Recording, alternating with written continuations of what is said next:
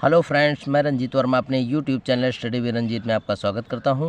Friends, इस video में मैं आज आपको कक्षा 12 समाजशास्त्र भाग प्रथम का प्रथम अध्याय जो कि भारतीय समाज एक परिचय है, उसके कुछ चुने हुए बहुत ही इम्पॉर्टेंट बहुविकल्पीय प्रश्न जो लगातार परीक्षा में रिपीट हो रहे हैं और कई सालों के अनुभव के आधार पर मैंने यह वीडियो आपको तैयार किया है।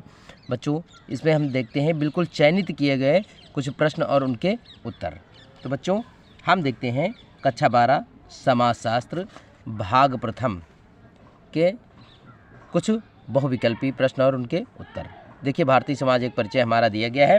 इसका बच्चों हमारा पहला जो प्रश्न है लिखा है प्रिंसिपल ऑफ सोशियोलॉजी पुस्तक के लेखक कौन है। ठीक है, जो हमारा पहला प्रश्न है कि प्रिंसिपल ऑफ सोशियोलॉजी पुस्तक के लेखक कौन है। तो बच्चों, प्रिंसिपल ऑफ सोशियोलॉजी पुस्तक के लेखक हर्बर्ट स्पेंसर है। कौन है? Herbert Spencer. इसी क्रम में बच्चों हमारा अगला प्रश्न है कि इंडियन सोसाइटी नामक पुस्तक के लेखक कौन है। ठीक है, तो जो इंडियन सोसाइटी नामक पुस्तक के लेखक है वो है एस.सी. दुबे। कौन है? एस.सी. दुबे। ठीक, अब बच्चों हमारा इसी क्रम में तीसरा प्रश्न है कि योगेंद्र सिंह की कृति कौन सी है। बच्चों, ये प्रश्न थोड़ा सा भ्रमित करने वाला है कि डॉक्टर योगेंद्र सिंह की कृति कौन सी अगर पूछा जाएगा तो आप लिखेंगे ह्यूमन सोसाइटी। ठीक है, ध्यान से सुनना है, बहुत ही भ्रमित करने वाला प्रश्न है, इसी में बच्चे थोड़ा सा धोखा खा जाते हैं। योगेंद्र सिंह की कृति कौन सी है, अगर कृति पूछी जाए तो ह्यूमन सोसाइटी। अगर कहा जाए ह्यूमन सोसाइटी नामक पुस्तक के लेखक कौन है तो यहाँ पर लेखक हमारे हो जाएंगे किंग्सले डेविस। कौन हो जाएंगे? Kingsley Davis. यही इतना भ्रम करने वाला है। ठीक है, अब बच्चों अगला प्रश्न देखते हैं। भारत में पुनर्जागरण का पिता किसे कहा जाता है। ठीक है, तो बच्चों जो भारत में पुनर्जागरण का पिता राजा राम मोहन राय को कहा जाता है, क्योंकि इन्होंने ही भारत में सर्वप्रथम पुनर्जागरण काल की शुरुआत की थी। अगला बच्चों, राज्य क्या है। ठीक है, राज्य क्या है? तो राज्य एक संस्था है। ठीक है, हम कह सकते हैं राज्य क्या है? राज्य एक समूह है, एक समुदाय है, एक संस्था है या कुछ नहीं है। तो हम कह सकते हैं राज्य एक संस्था है। और संस्था क्या होती है? जिसे मिटाया नहीं जा सकता, जिसका आकार विस्तृत होता है। ठीक है, इसके लोगों के उद्देश्य असीमित होते हैं।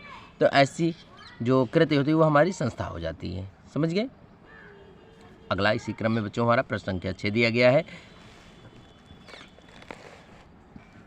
यहाँ पर देखते हैं, भारतीय समाज के खंडात्मक विभाजन की प्राचीन व्यवस्था क्या है। ठीक है, तो जो हमारा भारतीय समाज है इसके खंडात्मक विभाजन की जो प्राचीन व्यवस्था है वो वर्ण व्यवस्था है, क्योंकि वर्ण व्यवस्था के अंतर्गत ही बच्चों भारतीय समाज को 4 खंडों में विभाजित किया गया था। और वो चाहे 4 आश्रम कहे जाएं, चाहे 4 खंड कहे जाएं, चाहे 4 भाग कहे जाएं। ठीक है, जो कि था ब्राह्मण, क्षत्रिय, वैश्य और शूद्र। ठीक है, तो 4 वर्णों में विभाजित किया गया था। अगला है 7वां प्रश्न, समाज क्या है। ठीक है, अब ये देखिए, यहाँ पर हम आपको बहुत ही कह सकते हैं विस्तारित आपको पढ़ाएंगे कि समाज क्या है। तो इसमें दिया जाए समाज मूर्त है, समाज अमूर्त है, समाज मूर्त एवं अमूर्त दोनों है या कोई नहीं। ठीक है, तो मैंने यहाँ पर सही आंसर लिखा है कि समाज मूर्त एवं अमूर्त दोनों है। लेकिन क्यों है, इसके बारे में हमेशा मतभेद रहा है। तो मैं आपको बताऊँगा कि बच्चों समाज के लिए हम देखिए यहाँ पर कुछ आपको बता रहे हैं कि समाज किसे कहते हैं। समाज की डेफिनेशन होती है कि जहाँ कहीं भी जीवन है वही समाज है। तो जीवन तो हमारा ये संपूर्ण हमारी पृथ्वी हो जाती है। जीवन बच्चों तो हमारे संपूर्ण पृथ्वी पर है। ठीक है, तो इसलिए इसका आकार जो हो जाता है वो विस्तृत होता है। ठीक है, तो समाज क्या है? समाज हमारा कह सकते हैं समान मूर्त और अमूर्त है। तो मूर्त किसे कहते हैं?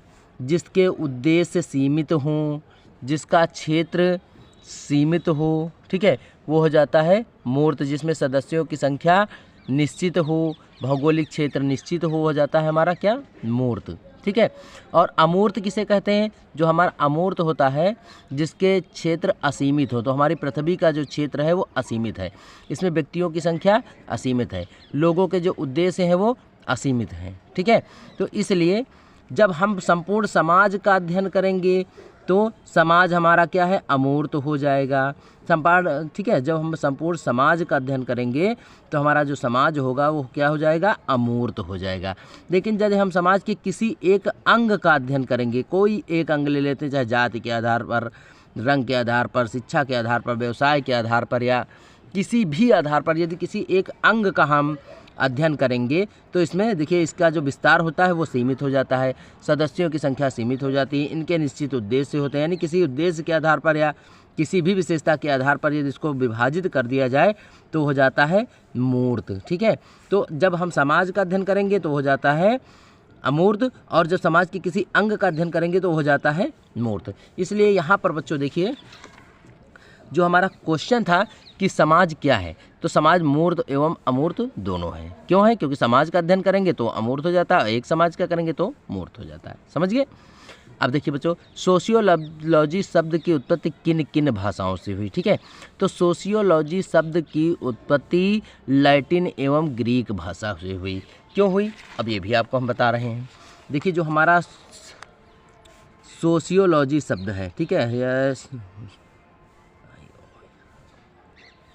सोशियोलॉजी शब्द, ठीक है, तो सोशियोलॉजी शब्द जो इसका कह सकते हैं हम समाज शास्त्र, इस तरह अर्थ होता है समाज शास्त्र। क्या होता है? समाज शास्त्र। ठीक है, तो हिंदी का समाज शास्त्र शब्द अंग्रेजी के सोशियोलॉजी का हिंदी रूपांतरण है। क्या कह सकते हैं कि हिंदी का समाज शास्त्र शब्द अंग्रेजी के सोशियोलॉजी शब्द का हिंदी रूपांतरण है। और यह सोशियोलॉजी शब्द जो हमारा है, यह दो शब्द लाइन कह सकते हैं, दो शब्दों से मिलकर बना है। एक सोशियो, दूसरा लोगोस। ठीक है, एक शब्द हमारा हो जाता है सोशियो और दूसरा हो जाता है लोगोस। ठीक है, तो जो सोशियो शब्द हमारा हो जाता है वह हो जाता है लैटिन भाषा का शब्द। किसका? लैटिन। और दूसरा जो हो जाता है लोगोस शब्द, वो हो जाता है हमारा ग्रीक भाषा का शब्द। किसका हो जाता है? ग्रीक भाषा का शब्द। सोशियो का अर्थ होता है समाज। ठीक है, सोशियो का अर्थ क्या होता है? समाज। और जो लोगोस है, लोगोस का अर्थ होता है शास्त्र अथवा शास्त्र या विज्ञान। ठीक है, तो इस प्रकार सोशियोलॉजी शब्द का अर्थ होता है समाज, यानी कह सकते हैं सामान्य अर्थ में सोशियोलॉजी का अर्थ होता है समाज का विज्ञान। ठीक है, समझ गए?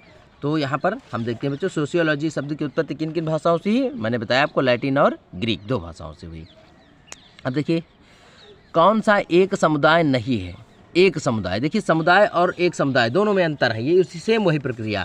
अगर समुदाय और एक समुदाय हम ले लेते हैं तो कह सकते हैं जहाँ जिसका आकार असीमित हो, ठीक है, जिसमें सदस्यों की संख्या असीमित हो, वो क्या हो जाता है? जिनके उद्देश्य असीमित हो, वो हो जाता है समुदाय।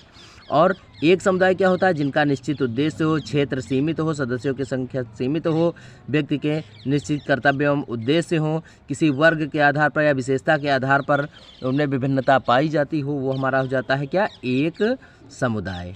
ठीक है, समुदाय। अगर ये संपूर्ण हो जाए तो समुदाय हो जाता है, और एक समुदाय यानी किसी विशेषता के आधार पर यदि उनको अलग कर दिया जाए तो हमारा हो जाता है एक समुदाय। और क्वेश्चन हमारा है कि कौन सा एक समुदाय नहीं? जैसे हम कह सकते हैं किसी एक कक्षा के बच्चों की संख्या, ठीक है, और जहाँ पर ले लेते हैं ब्राह्मण समुदाय, विद्यार्थी समुदाय और भीड़।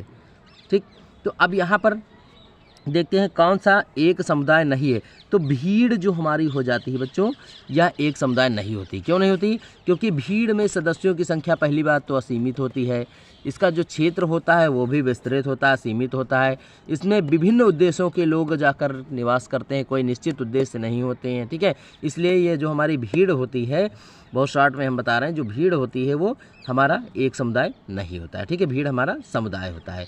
जिस प्रकार एक हम विद्यालय का कैंपस मान लेते हैं, ठीक है, विद्यालय का कैंपस हमने मान लिया, और इसमें जो हमारे कह सकते हैं कि विद्यार्थियों की लाइनें लगी होती हैं, ठीक है, लाइनें लगी हुई हैं। अब ये संपूर्ण कक्षा की अलग अलग लाइनें हैं, इनके सबके उद्देश्य असीमित हैं, अनेकों उद्देश्य हैं।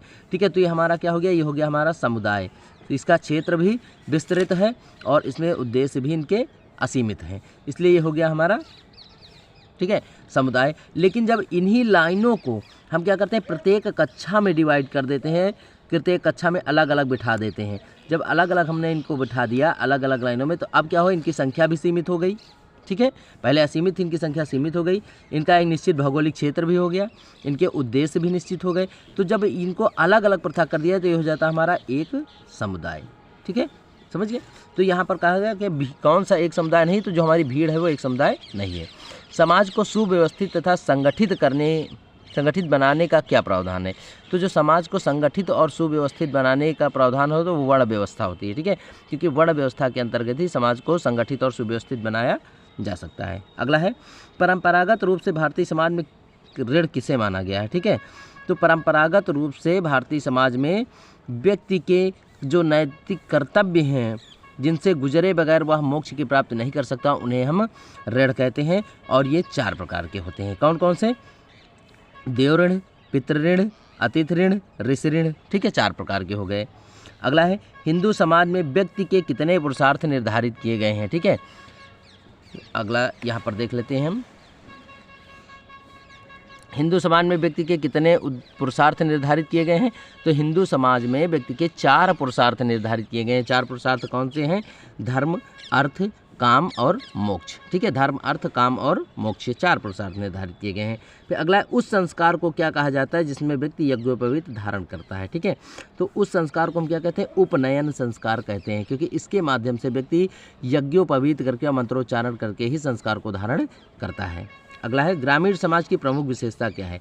देखिए, जो ग्रामीण समाज होता है वो कृषि पर अधिक निर्भर होता है, इसलिए ग्रामीण समाज की जो सबसे प्रमुख विशेषता होती है वो कृषि पर निर्भरता होती है। ठीक है, क्योंकि गांव में अधिकतर लोग खेती करने वाले होते हैं।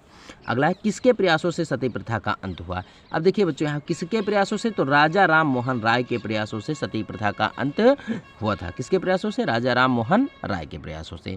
अगला क्वेश्चन है बच्चों, दहेज निरोधक अधिनियम कब पारित हुआ था? ठीक है, तो दहेज निरोधक अधिनियम जो था वो 1961 ईस्वी में पारित हुआ था।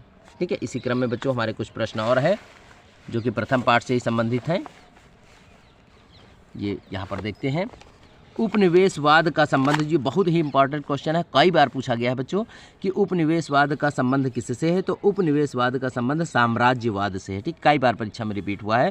ठीक है, अगला है और अंतिम प्रश्न, राष्ट्रवाद का जन्म किसके परिणाम स्वरूप हुआ? ठीक है, तो राष्ट्रवाद का जन्म उपनिवेशवाद के परिणाम स्वरूप हुआ था। किसके परिणाम स्वरूप? उपनिवेशवाद के परिणाम स्वरूप हुआ था। ठीक है बच्चों, तो बच्चों हम अपने इस वीडियो को यहीं पर विराम देते हैं और आपसे निवेदन करते हैं कि यदि अभी तक आपने हमारे चैनल को सब्सक्राइब नहीं किया है तो सब्सक्राइब करके बेल आइकन दबाना ना भूलें, जिससे मेरे संपूर्ण वीडियो आप तक पहुंच सकें। और बच्चों एक बार पुनः आग्रह है कि मैंने अपने वीडियो में बहुत ही इम्पॉर्टेंट क्वेश्चनों का चुनाव किया है जो प्रत्येक वर्ष परीक्षा में रिपीट होते हैं अनुभव के आधार पर। और बच्चों इसी क्रम में हम आपको आगे अति लघुत्तरी और लघुत्तरी तथा विस्तृत उत्तरी प्रश्नों को क्रमशः पढ़ाएंगे और बहुत जल्द कोर्स समाप्त करेंगे। Thank you.